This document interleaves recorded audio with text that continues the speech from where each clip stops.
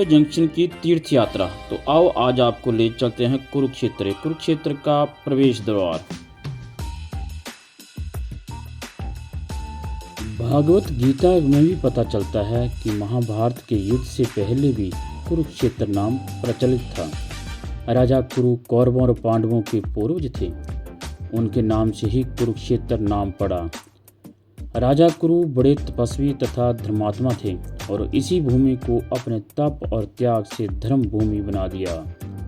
राजा कुरु के तप, त्याग और दीक्षा से कुरुक्षेत्र के नाम से अर्थात राजा कुरु के नाम से यह तीर्थ स्थान प्रसिद्ध हुआ।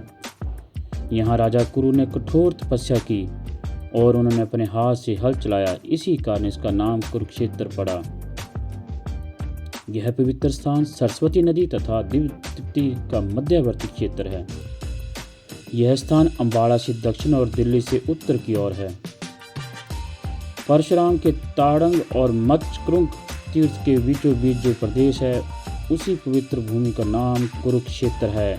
इसी को समंत पंचांग भी कहते हैं। यही पितामह ब्रह्मा की उत्तर वेदी भी कही जाती है। कहते हैं उसकी लंबाई चौड़ाई 5-5 योजन थी। पांडवों और कौरवों के मध्य महान युद्ध भी यहीं हुआ था। शास्त्रों में तो यहाँ तक लिखा है, जो पुरुष एक बार भी कहे कि मैं कुरुक्षेत्र जाऊंगा और कुरुक्षेत्र में ही निवास करूंगा, तो वह सब पापों से छूट जाता है। कुरुक्षेत्र पवित्र ऋषियों से सवित और ब्रह्म वेदी है। उसमें जो हैं वो शोक करने योग्य नहीं है। चंचल मानव की जीवन प्राप्त कर जो पापी भी जितेंद्रिय होकर मोक्ष की इच्छा से वहाँ निवास करते हैं, वह अनेकों जन्मों के पापों से मुक्त होकर अपने हृदय स्थल सनातन निर्मल देव का दर्शन करते हैं।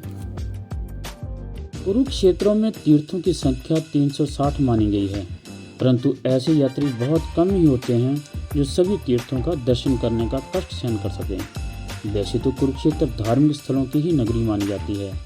अगर यूं कहा जाए कि कुरुक्षेत्र की चौहों दिशाओं में मंदिर ही मंदिर हैं, तो कोई अतिशयोक्ति नहीं होगी।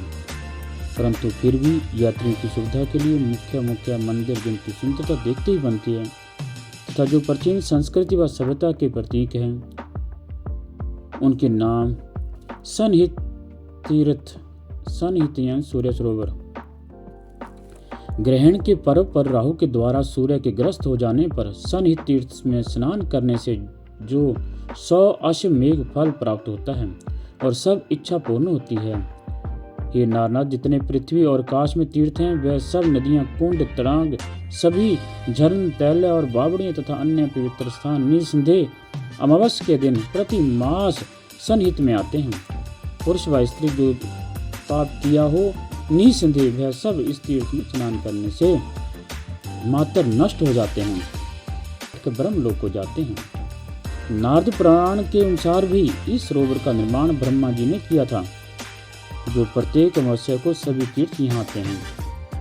यहाँ पर श्री ध्रुव नारायण के मंदिर के माध्यम में भगवान चतुर्भुज नारायण एवं भगत ध्रुव की सुंदर प्रतिमा भी स्थापित है। मंदिर के आगे टीम का विस्तृत छायाकार ग्रह बना हुआ है, जिसमें तीर्थ पर स्नान करने वाले यात्री विश्राम करते हैं। पूर्व भाग में तीर्थ के तरफ हनुमान जी की विशाल प्रतिमा और सिंह भानी अष्टभुजी दुर्गा देवी की संगमरमर की प्रतिमाएं स्थापित हैं। इस स्थान पर 52 द्वासी को भारी मेला लगता है। दृश्य आप देख रहे हैं सनहित यानी कि सूर्य सरोवर के हैं। सूर्य सरोवर पर शाम को आरती का दृश्य देखिएगा।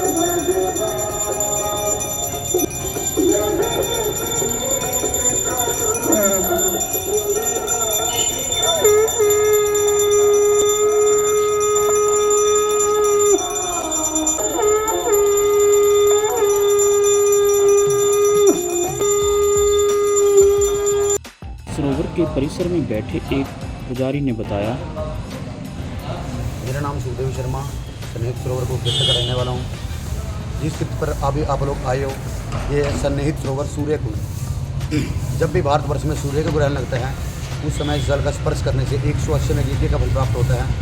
उस पश्चात जैसे अपनी कुंडली में कोई सूर्य ग्रहण का दोष होता है, तो उसको भी मुक्ति मिलती है। उसके पश्चात जैसे युद्ध के 18वें दिन जल में जो दुर्योधन छिपा था, वो इसी कुंड में आकर के छिपा था।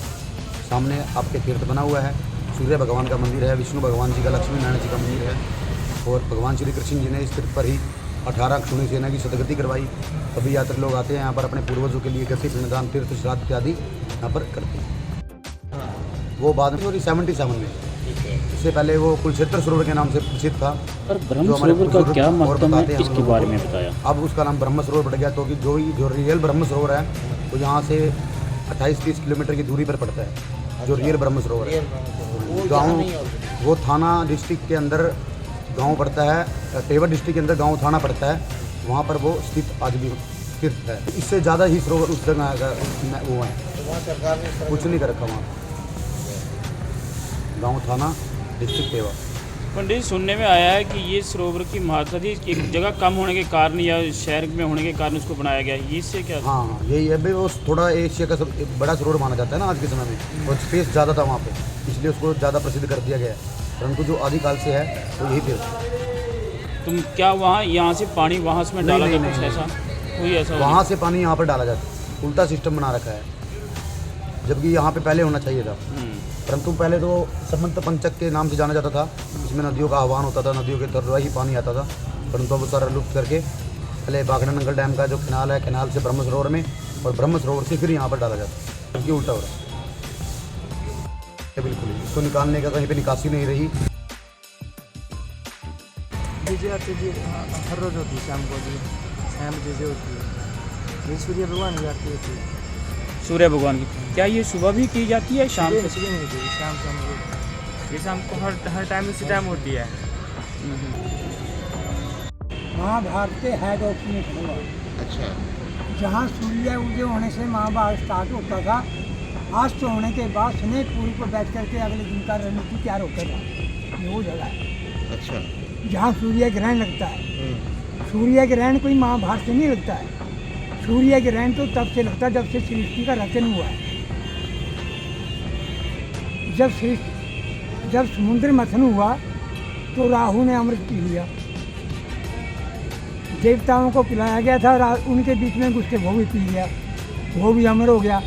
उसने अमर होंगी सारा उत्पात मचा दिया। उत्पात मचाने के बाद खलबली मच गई। खलबली मचने के बाद में फिर देवताओं की एक मीटिंग हुई, उसमें बैठ कर के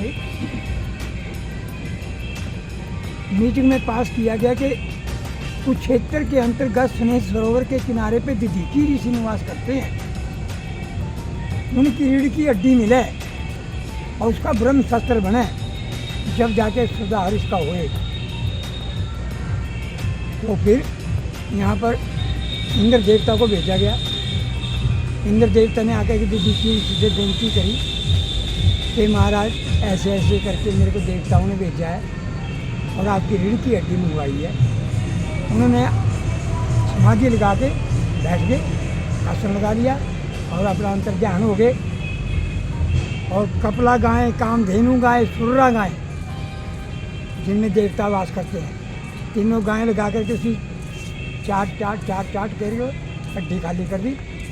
इंद्र देवता को बोले भाई अपनी ये हड्डी ले जा, तो वो हड्डी लेके चला गया। लेके जाकर के वो ब्रह्मा जी को दे दी। ब्रह्मा जी ने उसका ब्रह्म शस्त्र बनाया, फिर उसके राहु के 2 बना दिए, राहु के 2 बने। तो जो मैंने बात बताई है हकीकत है ये। वहाँ देखो जाकर दधीची ऋषि की तस्वीर लगेगी, बहुत बड़ी अष्ट धातु की, वो जगह मेरे पास है। ये मैं जो आया हूँ, कोई मेरे जन्मों का नाता है ऐसे नहीं आता कोई। जन्म का नाता है, दिन बांधे बन जाता है, प्यार का ये पागल पंछी दिन पंख पसारे उड़ जाता है। सूर्य ग्रहण लगता है इस जगह पे लगता है। सूर्य ग्रहण जब फुल फ्लैट होता है ना इंडिया के अंदर, तो कुछ क्षेत्र में लगता है। जैसे हरिद्वार में कुंभ लगता है, फिर इलाहाबाद में कुंभ लगता है, नासिक में लगता है, तो जैसे वो लगता है। तो ये ऐतिहासिक स्थान है।